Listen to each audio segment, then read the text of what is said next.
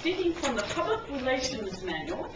It's one of the choices that you have after the Competent Communicators Manual.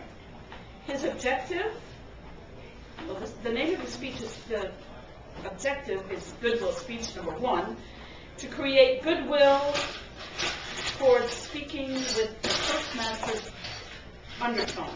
This is 5 to 7 minutes. Can you help me? Think back to what caused you to join Toastmasters, and maybe it was something like this. Paul Tedder, can you help me?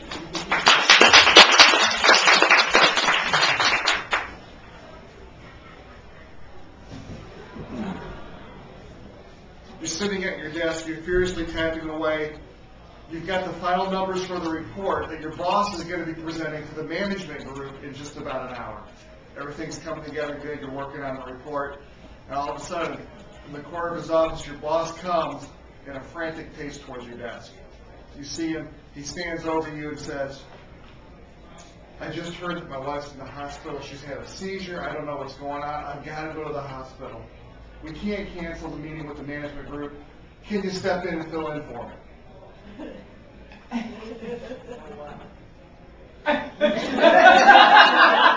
Your eyes cross. They glaze over. You would almost rather have cut off your right arm than to have to walk into this meeting with this management group and make a presentation. But your boss is there, you know he's desperate, and you know you only have one answer. Yeah, I can help you. So for the next hour, you lose your lunch twice, you break out in a cold sweat, but you take the report, you go into the management meeting, you know all the stuff, you talk about it, you present the report, you answer the questions, you walk out of the meeting, go back to your computer, you turn it off, and you go home early, because you are completely done for the day. There's no more good that's going to come out of you because you completely spent yourself. You were so fearful about what you just had to do. Does this ring a bell for you, or maybe for someone that you might know? You see, speaking is an important thing. I want to talk to you today about the 3 stages of public speaking. Stage number 1 is the fear stage, what I've just defined for you. It's where, I can't talk. Now, before we get talking about the stages, I think it's important that we first talk about why is public speaking important. If something makes me pass out, why am I going to do it? Well, let me ask you another question to help answer that question. Why should you talk to your spouse, or to your kids, or to someone at church? Well, the answer might be, well, I'm going to talk to my spouse. I want to tell her how I feel about her. I want to know tell her how my day's gone. I want to talk to my kids because our world is so bad, they need to know that life is supposed to be lived this way, not this way, not what you see on TV. I need to talk to people at church. I need to hear about God. I want to tell them what God's doing in my life.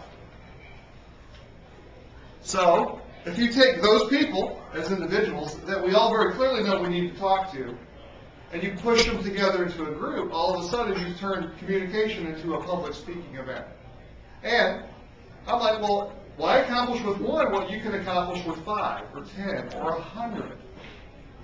Isn't that much more effective? And so public speaking is critically important.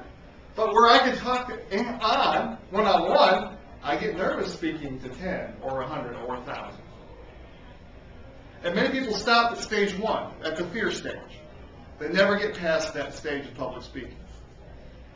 So how do you do that? How do you move past stage 1 of public speaking? If you get nervous in front of a group of 10, you know how you overcome that fear? You do it! You get up here and you talk to people. But you know the thing about the fear stage is you can be comfortable here, but then you say, okay, I want you to come speak to a group of 100. All of a sudden that fear crops back up. And so you overcome that fear to speak to 100 people? You do it! And then you get comfortable with 100. All of a sudden you get an opportunity. We want you to come speak to this group of 350 people. But those are all professionals. They're all really, I can't do that. How do you overcome the fear for those 350 people? You do it! And you move past that fear stage. And you move into stage 2. Stage 2 is what I like to call the construction stage. When you're presenting that report in a meeting, you don't ever really have to worry about the material. You know, quarter 1 sales, quarter 2 sales, quarter 3 sales, here's the facts, just the facts, da-da-da-da-da-da. Well, at some point in public speaking, you realize, how do I move from talking about facts to talking about things like liberty, love, things that are important to me, things that are kind of hard to quantify. And you move from, oh, I can talk about something besides numbers, I can talk about these things. And how do I talk about things that are important to me, like my relationship with God? How do I bring that into a speech? And the construction phase is the phase or the stage where you start to go, okay, if I'm going to talk about liberty, well, maybe it would be good to have a quote from Patrick Henry. Give me liberty or give me death. Would that be helpful? I think so. And do I do that at the beginning or do I do it at the end? Do I stick it in the middle? Where does it go? And the stage is the construction stage. It's, what do I say? What do I talk about? And so many times, as a speaker, as you move from the fear stage, you start, okay, what do I say? What do I talk about? What can I talk about? Can I talk about this? I like this. Sure, you can talk about that. And then, Plato, I don't know. Plato may have said this. Plato says, wise men talk because they have something to say. Fools, because they have to say something. And at this stage, you start to realize, I've got something to say. How can I say it? And then we move into the third stage. The third stage is what I like to call the crafting stage. You've now discovered, oh, I know what I want to talk about, I know what I want to say. Now, and usually you move into this stage after you've watched yourself give a speech on video or heard it on tape. You're like, holy cow, that's nothing like what I thought I was saying. I thought what I said was really good, but that's not.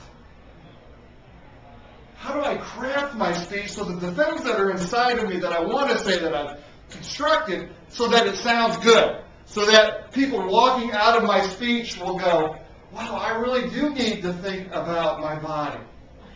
I really do need to think about, you know what, I'm going to change what I eat for lunch because I've heard a speech about it's not about this or it's not about that.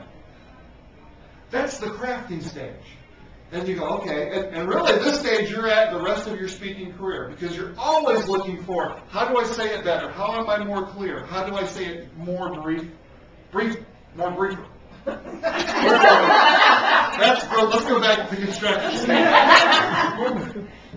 And so those are the 3 stages of speaking. Hopefully, if you're here, you can move to the stage 2 or then even in stage 3. That's why you go to seminars where you see other people who've crafted speeches. You go, oh, that's why they do that. That's why they do that. 3 stages of speaking. Fear stage, construction stage, crafting stage. And